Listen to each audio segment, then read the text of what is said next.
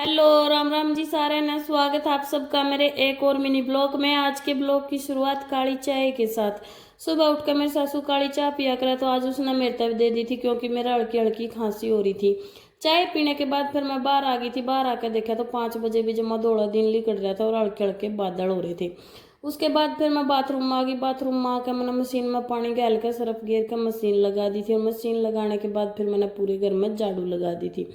झाड़ू लगाने के बाद फिर मैंने रसोई में आकर आटा लगा कर रिया खातर आलू का पराठा बनाकर उसका लंच पैक कर दिया। लंच पैक करने के बाद फिर मैंने रिया नहा धुआ के कर दी थी तैयार। तैयार होकर यह लगी थी केला खाना, और केला खाने के बाद फिर यह चली गई थी स्कूल में। इसके जाने के बाद फिर मैं भी तैयार हो ली थी क्योंकि मैंने जाना था जींद।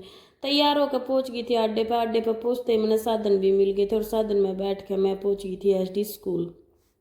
एसडी स्कूल पर देखा तो बहुत बड़ा जाम लग रहा था। फिर हम आ गए थे मार्केट के अंदर। मार्केट के अंदर आकर मैं आ गई थी चुंदड़िया की दुकान पर। चुंदड़िया की दुकान पर आकर मैंने अपने खातिर एक दो स्टॉल ले ली थी, और भी जो छोटा मोटा सामान था वो सारा ले लिया था।